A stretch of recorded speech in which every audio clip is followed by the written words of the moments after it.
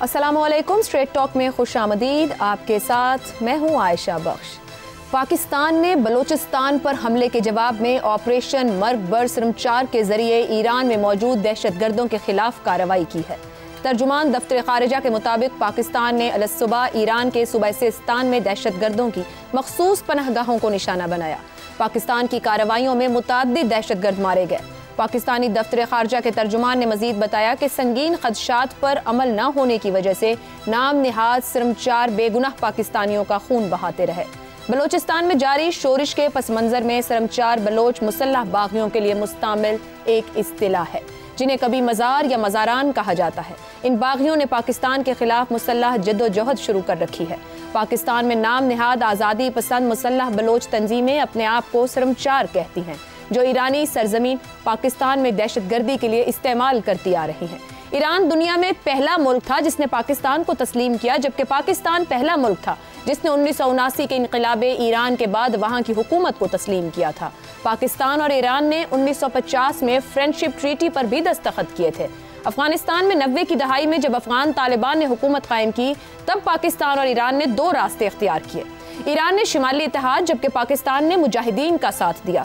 बाद 1998 में तालिबान की जानिब से अफगान सूबे मज़ार शरीफ में ईरान के सफारतकारों को मार दिया गया। इस सब के बावजूद पाकिस्तान और ईरान के ताल्लुकात इस नहज पर नहीं आए थे कि सिफारती ताल्लुकात ही मुनक़ता हो जाएं। 9/11 के वाक़े के बाद पाकिस्तान ने बरमला अमरीका का साथ दिया। ईरान की जानिब से शिमाली इत्तेहाद की हिमायत का ऐलान किया गया। इसी दौरान ईरान ने इंडिया के साथ बेहतर ताल्लुकात उस्तवार किए, ताहम तब भी तनाव इतना नहीं बढ़ा। पाकिस्तान और ईरान के माबैन पाकिस्तानी सूबा बलोचिस्तान और ईरानी सूबा सिस्तान बलोचिस्तान के साथ 909 किलोमीटर पर मुहित एक लंबी सरहद है। इसी सरहद पर मुकीम आबादी ईरान की मरकजी हुकूमत से नाराज और मरकजी हुकूमत पर मसलक की बुनियाद पर इम्तियाजी सलूक बरतने का इल्ज़ाम लगाती है। जैश उल अदल नामी तंजीम इन्हीं बलोचों के हुकूक की बात करती है। इस तंजीम ने 2018 में ईरानी बॉर्डर गार्ड के 12 एहलकारों को अगवा किया था और पाकिस्तानी सिक्योरिटी फोर्सेज की मदद से ही इन एहलकारों की बाजियाबी मुमकिन बनाई गई थी। माजी में ताल्लुकात उस वक्त ज्यादा तनाव का शिकार हुए थे जब भारतीय जासूस कुलभूषण यादव ईरान से इसी सरहद के जरिए पाकिस्तान के सूबा बलोचिस्तान में दाखिल हुआ। यहाँ इसे गिरफ्तार कर लिया गया। जुंदुल्लाह के मरकजी रहनुमा अब्दुल मालिक रेगी को 2010 में दुबई से किर्गिस्तान जाते हुए गिरफ्तार किया गया। पाकिस्तान की मदद के बगैर ये गिरफ्तारी भी मुमकिन नहीं थी।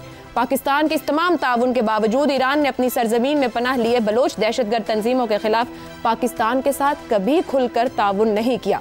आज पाकिस्तान की जानिब से जवाब दे दिया गया। जो जाहिरियत ईरान ने की, अब आगे क्या, इसी पर गुफ्तगू करेंगे पैनल के साथ। पैनल में हमारे साथ हैं अबसार आलम, शहजाद चौधरी, जैगम खान और इफ्तिखार अहमद। आप चारों का बहुत शुक्रिया। प्रोग्राम का पहला सवाल, ईरानी जारहियत पर पाकिस्तान का भरपूर जवाब। ईरान ही नहीं, दुनिया ने देख लिया। पाकिस्तान, इराक, शाम, यमन और लीबिया नहीं, क्या अब भी किसी को शक की गुंजाइश रह जाती है? शहजाद साहब, आज रद्द अमल दे दिया गया, जवाब दे दिया गया, लेकिन अभी भी मामलात जहां खड़े हैं, चीन और तुर्की अपना किरदार अदा कर रहे हैं और कूल डाउन और कशीदगी कम करने का कह रहे हैं और सालसी की पेशकश भी की गई चीन की जानिब से। अब आप क्या देखते हैं? देखिए, मैं तो इस जाने बात हूँ, लेकिन पहली बात तो ये है कि किसी को शक ना कल होना चाहिए था, कल के दिन में, और ना आज के दिन में कोई शक है और ना कल आने वाले कल में कोई शक होगा कि पाकिस्तान अपना दिफा खूब तर्क करना जानता है और कर सकता है और जवाब देना जानता है। यानी ये एक जो मुझे कल के दिन में एक ऐसा शोर गोगा नज़र आया और जैसे एक बेचैनी सी थी कि पाकिस्तान ने अब तक कुछ किया क्यों नहीं है। जो कौमें मजबूत तर पोजीशन में होती हैं, और यकीन मानिए कि ये इससे भी बड़ी कोई बात हो सकती है, कहना मुनासिब नहीं है, लेकिन पाकिस्तान के पास वो ताकत है जो कि मलियामेट कर सकती है किसी भी जगह पे जहां उसको इस्तेमाल किया जाए। तो क्या इसमें भी फिर शक की कोई गुंजाइश बाकी रह जाती है? अब आपको वक्त का चुनाव करना पड़ता है, तो अगर वक्त का चुनाव कल हुआ तो इसका मतलब है कि वो मुनासिब वक्त था। यार जाहिर है, हम तो बाहर बैठ के यही अंदाजा रख सकते हैं कि उसका रिटर्न मैक्सिमम होगा। आपको जवाब फराहम किया गया, आपने उसका जवाब दे दिया। एक तो ये बात हो गई, और इसका शक किसी दुनिया भर में ना किसी को है, ना होना चाहिए, लेकिन जो पाकिस्तान ने किया बिल्कुल ठीक किया और उसका जवाब भी भरपूर तरीके से दिया गया। और ये पैगाम सिर्फ ईरान के लिए नहीं, बाकी तमाम जो आसपास के लोग हैं और बाकी दुनिया के ममालिक हैं वहां पर भी चला गया। दूसरी बात ये कि देखिए, जो जैश उल अदल हो या कोई और हो, पाकिस्तान के उन स्पेसेस के अंदर बलूचिस्तान का इलाका, जैसे कि हमारी सरहदी पट्टी है ईरान के साथ, और ईरान की सरहदी पट्टी जो हमारे साथ है, मैंने कल भी कहा था अनगवर्नड स्पेसेस हैं ये, अनगवर्नड स्पेसेस को अनगवर्नड नहीं होना चाहिए। तो किसी जैश अल अदल की कोई गुंजाइश नहीं है। सिमिलर जिस तरीके से ईरान के अंदर किसी BLA और BRA और BRF की कोई गुंजाइश नहीं है, या BLF की कोई गुंजाइश नहीं है। अगर वो होंगे तो उनको कोई मलियामेट किया जाएगा। आज तक पाकिस्तान ने अफगानिस्तान में जो TTP के अड्डे हैं या TTP के टारगेट्स हैं हमारे, हमने आज तक अफगानिस्तान, हालांकि बिल्कुल कुछ भी नहीं है उनके पास, बेचारों के पास, कि वो किसी तरीके से फौजी तौर पर पाकिस्तान अपना दिफा कर पाए, लेकिन पाकिस्तान ने उसके बावजूद उनकी भी इज्जत की, उनकी सरहदी टेरिटोरियल इंटेग्रिटी की भी इज्जत की, उनकी सॉवरेंटी की भी इज्जत की। ये होता है एक बड़ी कुव्वत और बड़ी कौम का एक तरीका और तर्ज। तो उसको अपनाना चाहिए। जो होना था हो गया, अब इसके बाद और खराबी नहीं होनी चाहिए। देखिए दुनिया में हो क्या रहा है, दुनिया में हो ये रहा है कि लोग चाहते हैं, यानी आज कहां शादियाने बज रहे होंगे, अंदाजा लगाइए। मगरबी दुनिया चाह रही थी कि ईरान को किसी तरीके से उसके गले से पकड़ा जाए। पाकिस्तान ने जवाबन अपने तौर पर जो उसके खिलाफ हमला हुआ उसका जवाब दिया, लेकिन क्या कोई आज इसको इस्तेमाल करके पाकिस्तान को और ईरान को उलझा सकता है किसी ऐसे मसले के अंदर? हमें और ईरान दोनों को बचना चाहिए। ईरान की बहुत बड़ी बेवकूफ़ी थी कि उसने एक ऐसी हरकत की जिससे कि जंग उसके घर के दरवाजे पे आन पहुंची। अब उसको अपने आप को उससे बचाना है, इस आग से बचाना है, और अगर वो बचाएंगे। शहजाद साहब, पता कलामी की माजरत, ईरान मशरिक वुस्ता पे कई महाजों पर पहले ही सरगर्म है। अब ये उसने जनूब मशरिकी बॉर्डर गर्म किया। आप समझ रहे हैं कि वो मोहतात हो जाएगा? अभी आपने दुरुस्त कहा, अमेरिका, यूरोपीय यूनियन, सबके बयानात इस पर आ रहे हैं, और वो कहीं ना कहीं जो आप खुशी के एलिमेंट की बात करते हो, क्या ईरान समझ पाएगा कि खित्ते को अमन की जरूरत है? आपको भी बात देखिए बात सुना, बात यह है कि यहां पर अमेरिकी आए, पाकिस्तान में आके अड्डे बनाए और वहां से अफगानिस्तान चले गए। इस दौरान भी हमने ईरान और उतना प्रेशर उनकी मौजूदगी का, उसके बावजूद भी पाकिस्तान ने ईरान के साथ अपने मामलात को कभी भी खराब नहीं होने दिया। हमने शायद अमेरिकियों के ऊपर यह भी एक कदगन लगाई हो कि आप किसी भी तरीके से पाकिस्तान की सरजमीन को ईरान के खिलाफ या ईरान की किसी सूरत और उलझाइए मत उलझाइए। और कितने समझदार थे कि उनका फोकस अफगानिस्तान था, अफगानिस्तान ही रहा। हम अपना फोकस भारत से उठा के ईरान की तरफ या अफगानिस्तान भी फोकस में है, लेकिन ईरान की तरफ क्यों ले जाएं? हम अपनी मगरबी सरहद की तरफ क्यों डाइल्यूट हो जाए मुकम्मल तौर पर? बहरहाल इसको छोड़ते हैं। तो आ जाइए उस चीज के ऊपर जहां पर हमें उलझाने की कोशिश की जा सकती है। भारत का क्या हाल है? भारत पिछले 20 साल से 25 साल से कोशिश कर रहा है कि किसी तरीके से ईरान और पाकिस्तान के मामलात खराब हो जाएं, और ये जो मगरबी सरहद है ये एक्टिव हो जाए, पाकिस्तान की हॉस्टाइल, पूरी की पूरी सरहद हॉस्टाइल हो जाए। पहले अफगानिस्तान से कोशिश करता रहा, अब ईरान से। तो कहने का मतलब ये है कि जब आप स्ट्रेटेजिकली सोचते हैं, आपने जो किया बहुत अच्छा किया, बड़ा अच्छा जवाब था, सॉलिड जवाब था, ऐसे ही तवक्को थी। लेकिन अब इससे आगे एक स्ट्रेटेजिक ओरिएंटेशन भी होती है। उस स्ट्रेटेजिक ओरिएंटेशन के अंदर ख्याल ये कीजिए कि अब हम किसी का ईंधन खुदा न खास्ता न बन जाए, हम किसी के और के काम में इस्तेमाल ना हो जाए, और हमें अपने आप को और ये जो ताकत है, जो कुव्वत है मुसलमान मुल्कों की, ये किसी और जगह इस्तेमाल होनी चाहिए, आपस में लड़ झगड़ के खराब नहीं होनी चाहिए। इफ्तिखार, भारतीय जारियत हो या ईरानी, हमने बहैसियत रियासत जवाब दिया और साबित कर दिया है कि मुल्क में माशी मसाइल हैं, सियासी अदम इस्तेहकाम है, या कोई इस तरह की तफरीक मौजूद है, मुल्क की सलामती और सालमियत पर कोई समझौता नहीं है। सवाल ही नहीं पैदा होता कि हम ये समझौता कर सकें, और करना भी नहीं चाहिए। ठीक है, ये जो वाक़या हुआ ये ईरान की हुकूमत की तरफ से हुआ, लेकिन जो नॉन स्टेट एक्टर हमारी इसी सरहद से हमारे ख़िलाफ़ एक जंग को जारी रखे हुए हैं, उन नॉन स्टेट एक्टर्स के ख़िलाफ़ भी हमें ऐसा ही मुंह तोड़ जवाब देना होगा अगर हम चाहते हैं कि हमारी ये सरहद महफूज रहे और हमारी जो तवज्जो है दूसरी सरहद से इधर ना आ जाए। बिल्कुल सही बात कर रहे हैं जो हमारे दोस्त कर रहे हैं, लेकिन हमें पूरी सरहद की बात करनी होगी। सरहद की एक पट्टी बचाते हुए दूसरी जो पट्टी है उससे आंखें बंद नहीं करनी होंगी। आई एग्री कि स्टेट का रवैया जो था, हमने उसका जवाब आज सुबह दिया। उन्होंने तो वाक़या रात को कहीं किया होगा अंधेरे में, हमने रोशनी में दिया, हमारा हक बनता था, और कोशिश की कि ये इंटेलिजेंस बेस्ड एक्शन हो। इसकी हमारे पास पहले से रिपोर्ट मौजूद थी कि जिन जगह हम स्ट्राइक कर रहे हैं, हम कोई शहरी आबादी पर स्ट्राइक नहीं कर रहे, हम उन लोगों को स्ट्राइक कर रहे हैं जो पाकिस्तान को तबाह करने के लिए बलूचिस्तान से के सरहद के अंदर आके हमारी सरजमी से हमारी फ़ौजियों को मारते हैं, हिलाक करते हैं, शहीद करते हैं। और ये रोज़ का उन्होंने एक मामूल बना लिया था, तो जवाब तो जाना चाहिए था। लेकिन आप देखें, बड़ी अच्छी बात कर रहे थे, अमेरिका किस तरीके से इसको ले रहा है। अमेरिका इसको ईरान की तोसी पसंदी के हवाले से एक्सप्लॉइट कर रहा है, जबकि चीन इस खिते के अंदर हालात को देखते हुए कोशिश कर रहा है कि आपस में ये बैठ जाएं और एक दूसरे की बात सुनने को तैयार हो जाएं। ये है वो नुक्ता जो हमें समझना होगा।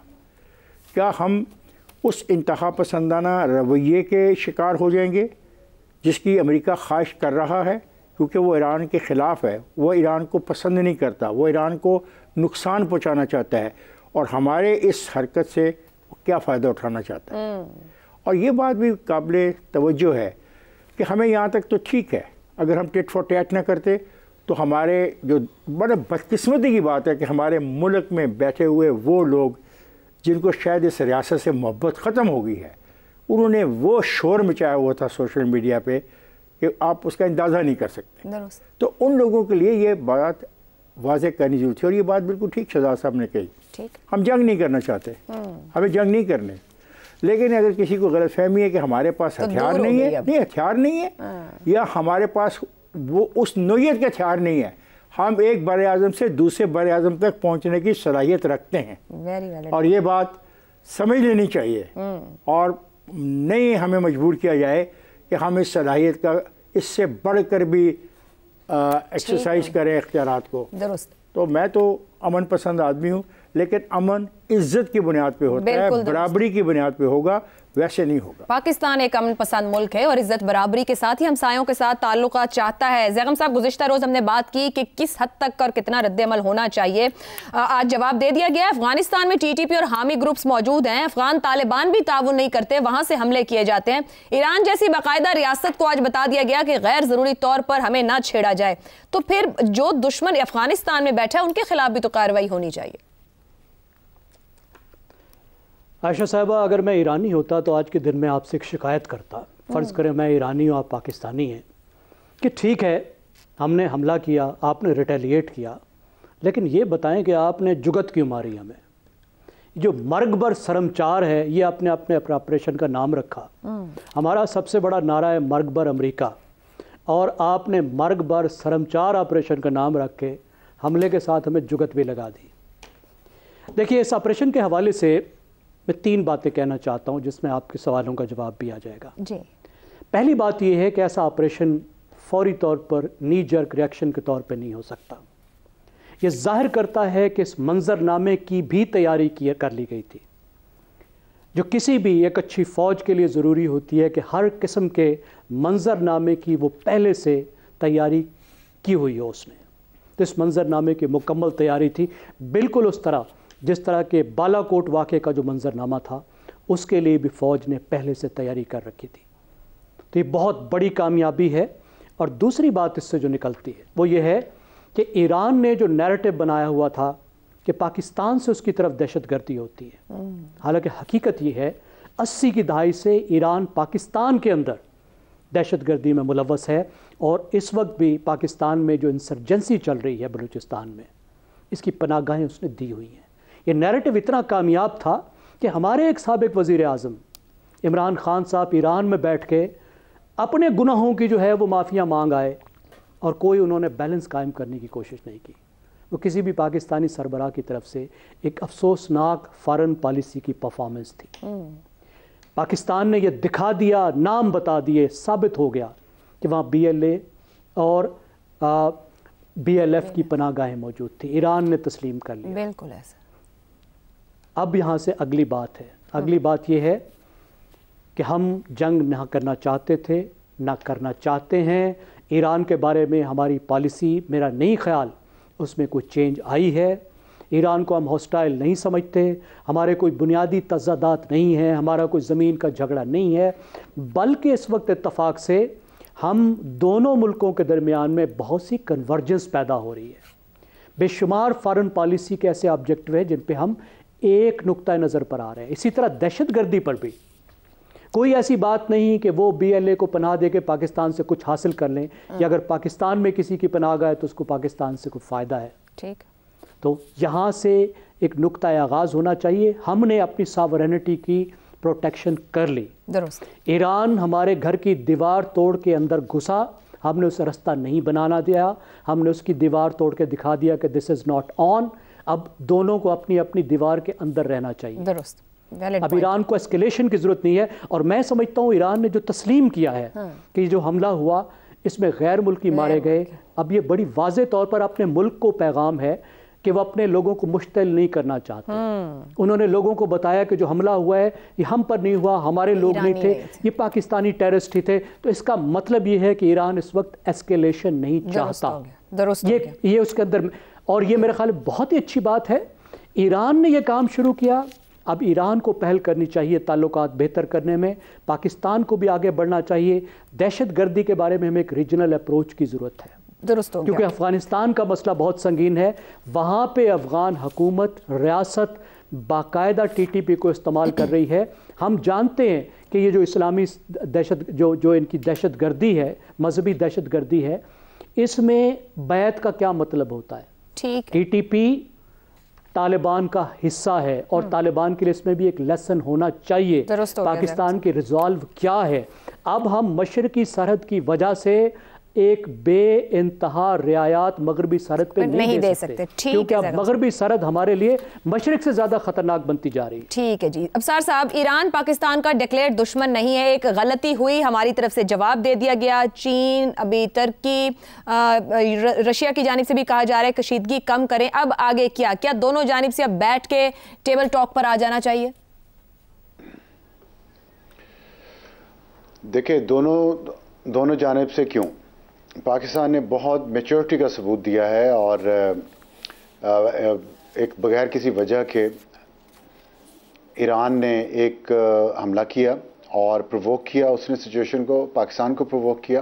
पाकिस्तान ने उसके बाद फौरी जवाब नहीं दिया, इंतज़ार किया और फिर ईरान ने उस पर माफ़ी नहीं मांगी तो अपना सफ़ीर वापस बुलाया और ईरान का सफ़ीर वापस भिजवा दिया। ये दूसरा स्टेप था पाकिस्तान का पुरअमन तरीके से। इसके बाद भी ईरान ने माफ़ी नहीं मांगी अपनी भयानक गलती पे, तो फिर उसके बाद पाकिस्तान ने उसका जवाब दिया और जवाब बहुत अच्छा दिया, इसमें कोई शक नहीं है। और जवाब देने के बाद जिसमें पाकिस्तान को मैं समझता हूँ कि इंटरनेशनल सपोर्ट भी हासिल हुई है और पाकिस्तान की इंटरनेशनल स्टैंडिंग बढ़ी है इस जवाब के बाद, और पाकिस्तान की जो रेपुटेशन है डिफेंस सेक्टर में वो बेहतर हुई है पहले से। उसके बावजूद भी पाकिस्तान ने जो मैच्योर स्टेटमेंट दी है और पाकिस्तान ने कहा है कि हमारा ब्रदर इस्लामी मुल्क है और हम इस चीज़ को आगे नहीं बढ़ाना चाहते। आपने हम पे हमला किया, हमें अपने नेशनल इंटरेस्ट के लिए, अपनी सिक्योरिटी के लिए ये ज़रूरी था जवाब देना, हमने दे दिया। अब हम इसको एस्केलेट नहीं करना चाह रहे। पाकिस्तान ने बड़े वाज़ेह तरीके से ऑलरेडी कह दिया है। अब ये समझ तो ईरान को आनी चाहिए कि वो अपने मुल्क के साथ क्या कर रहे हैं। जैसे हमारे यहाँ इंटरनली डिफरेंसेस हैं, बहुत सारे डिफरेंस ऑफ ओपिनियन है बहुत सारी चीज़ों पे, ईरान के अंदर भी उनको सोचना चाहिए कि इतने अगर सर फिरे बद दिमाग लोग, मैं तो बेवकूफ़ी कहूँगा, कि जिनकी इतनी अकल नहीं है कि एक हमसाया जो इतने सालों तक, सबने बड़ा अच्छा बताया कि कितने सालों तक, कितनी दहाइयों से पाकिस्तान ने कितना अच्छा रोल प्ले किया। ठीक है, इख्तलाफात भी रहे, सब कुछ है, लेकिन एक लाइन पाकिस्तान ने कभी क्रॉस नहीं की। तो क्या ज़रूरत थी इतने मुश्किल हालात में, जबकि खित्ते में पहले ही एक जंग के बादल छाए हुए हैं, उसमें बैठे बिठाए ईरान ने पाकिस्तान पर हमला कर दिया। तो वजह सिर्फ एक ही समझ आती है कि पीर को इंडियन फॉरेन मिनिस्टर पर गए थे वहाँ पे ईरान के दौरे पे, और उनके दौरे के कुछ ही घंटों बाद ये ईरान ने पाकिस्तान पे हमला किया। तो इसलिए ये बहुत ख़तरनाक चीज़ थी कि इंडिया की शह पे, यहाँ पे ये पाकिस्तान में बात हो रही है कि इंडिया की शह पे ईरान ने, और ये ईरान पे अब इल्ज़ाम है, इसको कैसे वो गलत साबित कर सकता है। तो मेरे ख्याल में इसमें मुसलसल ईरान को नुकसान हुआ है। सबसे पहला नुकसान ये कि उनका एक भरम था कि वो दिफाई तौर पे मजबूत हैं सैंक्शंस के बावजूद, वो भरम किरची हो गया आज। दूसरा उन्हें नुकसान ये हुआ कि पाकिस्तान की राय आमा उनके खिलाफ हो गई ईरान के, टोटल बैठे बिठाए एक दिन में। क्या मिला ईरान को इससे? और फिर इसके बाद जो इंटरनेशनल लेवल पे उनको एम्बेरसमेंट हुई है वो एक अलग चीज़ है। तीसरी, मैंने आपको ये इस आज के हमले से इंडिया को भी मैसेज चला गया है कि मोदी अगर इलेक्शन से पहले पाकिस्तान के साथ कोई पंगा करना चाह रहा था इस तरह का, मेरा ख्याल है कि अगर इंडियन शह पे ये ईरान ने किया है तो इंडिया इंतजार कर रहा था पाकिस्तान के रिस्पांस का कि पाकिस्तान कैसे रिस्पॉन्ड करेगा इसको। अगर पाकिस्तान इतना इफेक्टिवली और इतना मैच्योरली रिस्पॉन्ड ना करता तो तो शायद इंडिया भी एक एडवेंचर करने की कोशिश करता ताकि मोदी की रेटिंग ऊपर जाए इंतखाबात से पहले। तो अब मैसेज इंडिया को भी चला गया है। 5 साल पहले इंडिया ने ये काम किया था पाकिस्तान के साथ, और 5 साल बाद ईरान ने, अब आके ये ईरान ने किया। दोनों हमसायों को जवाब मिल गया। पाकिस्तान ने इस दौरान कुछ नहीं किया किसी के साथ। तो मेरा ख्याल है कि ये इस पे पूरी कौम मुतमईन है और खुश भी है इस सेंस में कि हमने किसी के साथ ज्यादती नहीं की, और हमारे साथ ज्यादती की गई तो हमने उसका जवाब दिया, और उस वक्त जवाब दिया जब हम शदीद किस्म के गहरे अंदरूनी बहरानों में घिरे हुए हैं, और हमारे इंतखाबात सर पे हैं। 2 हफ्ते बाद हमारे इंतखाबात हैं और हमारे यहाँ अंदर बहुत प्रॉब्लम चल रहे हैं। तो हमारे जो ब्रादर इस्लामी मुल्क है उसको इतनी शर्म ना आई कि वो इस मुश्किल वक्त में अपने हमसाये के ऊपर फायर खोल दे। आप खुद सोचे ना कि घर में किसी में कोई मसला हुआ और हमसाया अपना स्कोर सेटल करने आ जाए, हालांकि स्कोर कोई था ही नहीं। तो ये इसमें मेरा ख्याल है कि और इसमें ये मेरी इस पे आज ठीक। अबसार साहब जो बात कर रहे हैं वही गुफ्तगू हुई है कि दाखिली मामलात, मसाइल, मुश्किलात के बावजूद पाकिस्तान की जानिब से एक मौसर रिस्पॉन्स दिया गया। ना सिर्फ बता दिया गया हमसायों को, दुनिया को भी, कि पाकिस्तान एक अमन पसंद मुल्क है, मगर मुल्क की सलामती और सालमियत के ऊपर किसी सूरत कभी भी समझौता नहीं करेगा, न कर सकता। एक ब्रेक लेनी है, ब्रेक से वापस आएंगे तो रुख करेंगे सियासी मैदान का, क्योंकि इलेक्शन की तैयारियां जोरों से हैं मगर कहीं कुछ कम भी है। इस ब्रेक के बाद प्रोग्राम में एक बार फिर खुशामदीद। तवील इंतजार के बाद आज नवाज शरीफ ने बाकायदा अपनी इंतखाबी मुहिम का आगाज कर दिया। हाफिजाबाद में जलसे से एक मुख्तसर खिताब करते हुए नवाज शरीफ ने अपने तीसरे दौरे हुकूमत को याद करते हुए दावा किया कि अगर 5 जज 2017 में उनकी हुकूमत खत्म न करते तो आज हाफिजाबाद में कोई बेरोजगार न होता और हाफिजाबाद में भी मोटरवे होती। इंतखाबात में हिस्सा लेने वाला हर लीडर अवाम के सामने मसाइल के हल के लिए झूठे सच्चे वादे करता है, आम लोगों की खुशहाली के लिए नारे और प्रोग्राम देता है, जैसे बिलावल भुट्टो और दूसरे बहुत से लीडर्स इस वक्त इंतखाबी मुहिम में कर रहे हैं। खुद नवाज शरीफ 2013 के इंतखाबात से पहले अवाम के सामने लोड शेडिंग, दहशत गर्दी और माशी मसाइल के हल के लिए भरपूर अंदाज से बात रखते थे, प्रोग्राम देते थे। मगर आज नवाज शरीफ ने अपने जलसे में इंतखाबी मंशूर, प्रोग्राम, माशी मसाइल के हल, दाखिला पॉलिसी, खारजा पॉलिसी, मौजूदा सियासी माहौल, हत्ता कि 8 फरवरी का भी जिक्र नहीं किया। नवाज शरीफ की बॉडी लैंग्वेज से वाज़ेह था कि वे एक रस्मी कार्रवाई के सिलसिले में हाफिजाबाद के इस जलसे में आए हैं। नवाज शरीफ के बाद आखिर में मरियम नवाज ने जलसे से खिताब किया। इस खिताब में कुछ मसाइल का जिक्र जरूर किया मगर कोई भी ठोस हल या प्रोग्राम नहीं दिया गया। ताहम मरियम नवाज ने इमरान खान का नाम लिए बगैर ये मायने खेज जुमला जरूर बोला कि हम लोग 28 मई वाले लोग हैं, 9 मई वाले नहीं जिन्होंने रियासत पर हमला किया।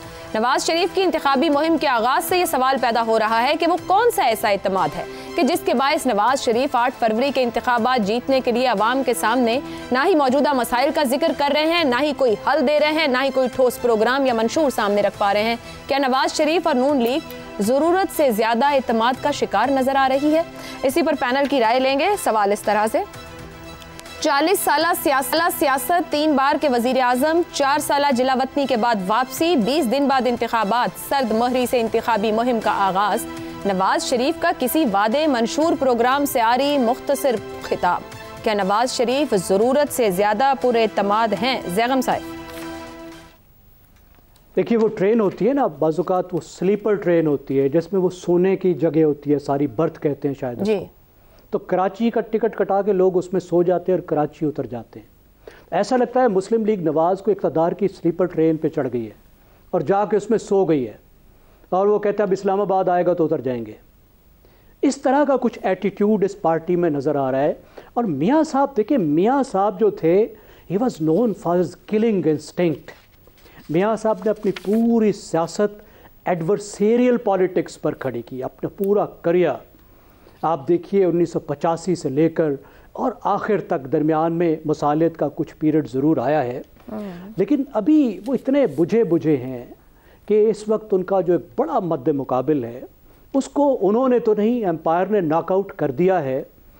तो अब या तो शायद ये वजह है कि वो अखाड़े में अकेले खड़े हैं और वो कहते हैं अब मैं हवा में क्या मुक्के लहराऊं, सामने तो कोई दूसरा है ही नहीं, तो आखिर में तो एम्पायर ने सीटी बजा के मेरा ही हाथ खड़ा कर देना है। तो शायद ये बात है। या फिर एक दूसरी बात है, वो ये कि मियाँ साहब जो हैं वो कभी कभी मुझे लगता है कि जिस तरह हमारे कुछ बुज़ुर्ग होते हैं ना, वो एक मरहले से आगे गुजर जाते हैं और वो छोटी छोटी चीज़ों से बेनियाज हो जाते हैं। मिसाल के तौर पर मास्क लगा लिया तो लगा लिया, 5 साल तक लगा हुआ है, किसी में हिम्मत नहीं कि उन्हें कहें कि अब्बू जी ये तो अब उतार दें, वो बुज़ुर्गों के एहतराम में। तो उस तरीके से भी उनमें है। और एक और चीज़ भी हो सकती है कि उसी उम्र की वजह से वो जो 70 साल का ताना अफसार साहब हम सबको देते हैं, हर रोज़ हमें 70 साल याद दिलाते हैं। तो यहाँ मसला ये है कि सिर्फ मियाँ नवाज़ शरीफ ही नहीं, PMLN की पूरी पार्टी सिवाय इसके जो फौत हो के गुजर गए और उनकी औलाद ने उनकी जगह ले ली, सारी पार्टी 70 साल से ऊपर। हम सब कतई कलामी की माजरत, अब मैंने तो पूरे तमादी की बात की, मगर आप जो गुफ्तगू कर रहे हैं वो अदम दिलचस्पी बता रही है। जिस तरीके से आपने जो पॉइंट्स रखे हैं वो अदम दिलचस्पी जाहिर कर रही है। सियासतदान की तो कभी सियासत से अदम दिलचस्पी नहीं होती। क्या मायूस हो गए हैं मुल्क की सियासत से?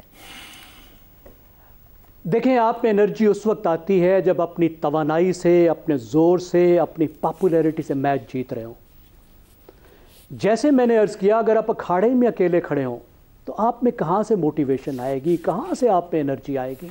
अदम दिलचस्पी तो खुद ही आएगी। दिलचस्पी तो मैच में आता है ना, जहाँ कंपटीशन हो। ठीक है, जहाँ मैच आपको अंपायर जिता दे वहाँ पे आप में कहाँ उसमें दिलचस्पी आएगी? मैं ये अर्ज़ कर रहा था कि पूरी पार्टी एनर्जी का भी देखिए मसला होता है। 70 साल की उम्र में टॉक शो ही हो सकता है, सियासत नहीं हो सकती। सियासत बहुत एनर्जी डिमांडिंग काम है। अब मैं और अफसार साहब जाके देखें, MNA का इलेक्शन तो नहीं लड़ सकते ना, अफसार साहब तो खैर बड़े एनर्जेटिक हैं, लेकिन मुझे नहीं लगता। तो इन सब वजूहात से मेरे ख्याल में पाकिस्तान की तारीख का बोरिंग तरीन इलेक्शन। बोरिंग तरीन क्यों है ये काम सवाल है अफसार साहब, लेकिन कंपटीशन तो है। बिलावल भुट्टो तो रोज जलसे में कह रहे हैं कि हमारा और नून लीग का मुकाबला है। वो कहते हैं 8 फरवरी को आपने मुझे पीपल्स पार्टी के वजीर आजम के उम्मीदवार के तौर पर वोट देना है, मगर मुख्तसर सा खिताब किया नवाज शरीफ साहब ने, ना प्रोग्राम ना एजेंडा। 2017 तक को याद करते हैं, अभी आज भी यही हालात थे। वो सही मायनों में इंतखाबी मुहिम चला रहे हैं। देखिए, बोरिंग सियासत ही नहीं है खाली, आप खुद फंसी हुई हैं 70 साल नौजवानों के उसमें प्रोग्राम में। तो प्रोग्राम भी जुमेरात को थोड़ा सा बोरिंग हो जाता है। हजूम में चलें, देखें ना, हजूम भी उन्होंने कह दिया। और मुझे नहीं पता था मेरी ये सच्ची बात इतनी ज़्यादा मेरे पसंद आई दोस्तों को बुरी लगेगी। चले नहीं, मुझे आप नौजवान है, फ्रंट फुट पर खेले करना चाह रहा हूँ। दिल को लगे।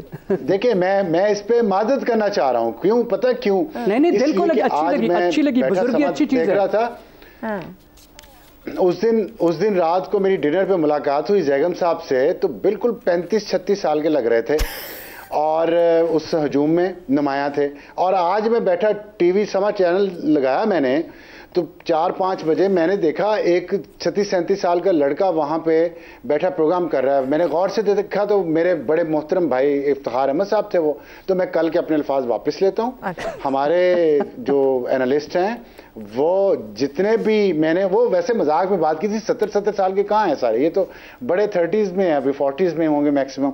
तो मैं अपने अल्फाज वापस लेता हूँ, इसलिए मुझे प्लीज अब आगे चलने दें। आगे आ जाए। तो नवाज शरीफ साहब पर आ जाए। उसमें जो आपने बात की है ना, मैं अब उसमें बात यह है कि जैगम साहब की बहुत सारी बातें ठीक हैं, बिल्कुल इसमें कोई शक नहीं है। उन्होंने जो एनालिसिस किया है एनर्जी आने का, एक पार्टी का स्ट्रक्चर है उसके ऊपर पूरा एक पूरी जो तय है, लेयर है पूरी, वो ही 70 साल के और या उससे ज़्यादा के लोगों की है। तो एक कल्चर भी डेवलप हो गया है कि जो उम्र में कम है वो एहतराम भी ज़्यादा करेंगे, उससे ज़ाहिर है वो एनर्जी का लेवल नहीं रहता। हमारे कल्चर में ये मसला है। फिर उसके बाद जो उन्होंने कहा है कि राइवल नहीं है कोई भी मैदान में, असल में इसलिए भी मुकाबला, जब अखाड़े में इंसान अकेला हो तो फ़र्क तो पड़ता है। लेकिन एक बात से मैं उनकी डिसएग्री करता हूँ। उन्होंने कहा कि नवाज शरीफ का हमेशा किलर इंस्टिंक्ट रहा है और वो एडवर्सोरियल उसमें स्टाइल में पॉलिटिक्स करते रहे हैं। मेरा ये ख्याल है, मेरा ज़ाती ख्याल है, उस पर ज़ाहिर है मैं किसी पे इम्पोज नहीं कर सकता, कि जब इंसान इतनी ज़्यादा सियासत कर ले, इस स्टेज पे पहुंच जाए, तो उसे इस किलर इंस्टिंक्ट के माहौल से निकलना चाहिए। क्योंकि 25 करोड़ की आबादी है ना इस मुल्क की, बहुत बड़ा मुल्क है। हम किलर इंस्टिंक्ट से, जो हमारे हालात हैं, वो ट्रंप तो शायद अमेरिका को चला ले किलर इंस्टिंक्ट के साथ, और वो पुतिन रशिया को चला सकता है। पाकिस्तान का लीडर जो है ना, वो किलर इंस्टिंक्ट के साथ, जो हमारे हालात, 3 तरफ अब हमारे दुश्मन हैं, इकोनॉमी हमारी बैठी हुई है, कौम खुद सियासत के नाम पे तकसीम कर दी गई है। इन हालात में ऐसा लीडर आए जो एडवर्सोरियल हो, तो हालात तो मजीद खराब होंगे। तो मेरा ये ख्याल है कि ऐसी लीडरशिप आनी चाहिए इंतखाबात के बाद जो हीलिंग टच दे इस पूरे मुल्क में। और यहाँ सियासत के नाम पे जितनी पोलराइजेशन हो चुकी है, हक और बातिल की लड़ाई बना दिया गया है, इसको खत्म किया जाए, टेम्परेचर्स को नीचे लेके आ जाए और इकोनॉमी पे फोकस किया जाए। मैं आपको बताऊं, जो आज हमें अल्लाह की तरफ से एक मोरल बूस्टर मिला है, अगर हमारी इकोनॉमी बेहतर हो ना, मैं देखें यही तो रोता हूं कि इकोनॉमी अगर हमारी बेहतर हो जाए, हम दुनिया में बहुत अच्छा मुकाम बना सकते हैं इस कैपेबिलिटी, डिफेंस कैपेबिलिटी के साथ मुकाम पा सकते हैं। ठीक है जी, एक ब्रेक पे जाना है, ब्रेक से वापस आजाद साहब और इफ्तिखार साहब का ओपिनियन आपके सामने रहेगा। प्रोग्राम के आखिरी हिस्से में आपको खुशामदीद कहेंगे। शहजाद साहब, पाकिस्तान की मारूजी सदाकतें भी हैं, इस्टेब्लिशमेंट भी इख्तिदार उसी को दे सकती है जहाँ पे मुख्तलिफ तबकात की हिमायत, तो आप खुद ये बात कहते रहें।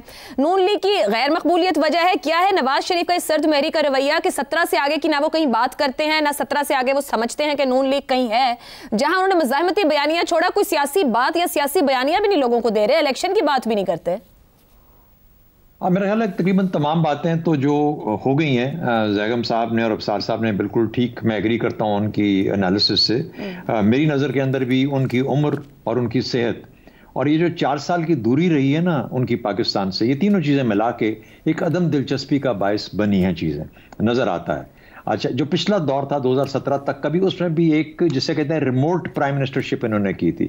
मामलात काफ़ी हद तक उन्होंने डार साहब के हाथ में दे दिए थे और खुद ये आपको पता है कि अब वो हम गिनते नहीं है कि कितने दौरे उन्होंने किए और मुल्क से कितनी देर बाहर रहे। उनकी सेहत के मसाइल भी थे। एक मुझे लगता है कि नुसरत जावेद साहब का ये जो थ्योरी है, ये जो उनका बताते हैं कि इनको लाया गया है और कन्विंस करके लाया गया है कि आप आएँ तो फिर हमारे तमाम मसाइल हल हो जाएंगे। इलेक्टेबल्स खास तौर पर इनको रिस्पॉन्ड करते हैं पाकिस्तान में, तो शायद इसलिए। और गो PMLN के लिए अपने तौर पे 16 महीने की जो थी उनकी परफॉर्मेंस, उसके बाद शायद इलेक्शन जीतना मुश्किल होता, लेकिन ये तमाम चीज़ें मिल के अब उनको उस तरफ लेके जा रही हैं। किलर इंस्टिंक्ट की बात, पहले किलर इंस्टिंक्ट थी इनके अंदर, और ये भी बात सही है अफसार साहब की कि कहीं ना कहीं पे जाके इसको मद्दम हो जाना चाहिए। लेकिन मेरा ख्याल है कि चूंकि कुछ है कोई नहीं, तो किलर इंस्टिंक्ट का जिक्र हुआ। लेकिन एक चीज़ मैं ज़रूर कहूँगा, खुदारा ये जो 2017 वाली बात या किसी भी वक्त कोई भी बोले, इमरान खान कहता था 2000 पता नहीं कौन से 21-22 में हमने कमाल कर दिया, ये 2016-17 को लेके बैठ जाते हैं, उससे पहले पीछे चले जाओ तो कोई और अपनी, ये सब बोरोड ग्रोथ है, ये उधार मांगी हुई तरक्की है, ये मांगी हुई तरक्की है, ये लोगों से डॉलर लेके हमने तरक्की दिखाई है। उसकी वजह से पाकिस्तान आज उस बोझ में नीचे दब चुका है जिसको कि कर्जों का बोझ कहते हैं। और कोई भी हुकूमत आई, नवाज शरीफ साहब आए, कोई भी आए, इसमें से निकलने का रास्ता सिर्फ एक ही है कि वो अपनी जो हमारी जिसे कहते हैं ऑर्गेनिक ग्रोथ, हमारी मईशत के अंदर खुद से ग्रोथ डेवलप हो, खुद शरह नमू आगे बढ़े। ये नहीं कि पैसे मांग के दिखाया कि अच्छा वहां पे ये हो गया और इसको हमारे रिजर्व्स यहाँ चले गए, जो ही हुकूमत जाती है रिजर्व धड़म से नीचे आ गिरते हैं। तो ये गलत बयानी नहीं होनी चाहिए। ये पता होना चाहिए कि ये हमारी जो तरीका है, हमारी जो हुकूमत का मकसद होगा वो इस बोझ को कम से कम तर करना है और फिर भी तरक्की करनी है, उसका कोई हमें प्रोग्राम दें। देखिए ये बातें जो करते रहते हैं, ये आम आदमी तो शायद ना समझ पाए, लेकिन जो लोग समझते हैं वो इनकी जैसे कहते हैं ना कि जो एक ट्रांसपेरेंसी है, ये ट्रांसपेरेंट चीजें हैं, इनके पीछे नजर आता है कि ये सही बयानात नहीं है, उससे बचने की जरूरत है। दुरुस्त हो गया। इफ्तिखार साहब, आपकी जानिब कोई खामोशी से कोई प्लान बना रहे हैं जो इतना मध्यम धीमे बॉडी लैंग्वेज लूज है, या खामोशी से सियासत से अलग होने की कोशिश कर रहे हैं? कोई सरप्राइज देंगे क्या नवाज शरीफ फरवरी में? आपको सरप्राइज तो देंगे। चौथी मरतबा वो प्राइम मिनिस्टर बनने के उम्मीदवार हैं, उस तरफ जा रहे हैं।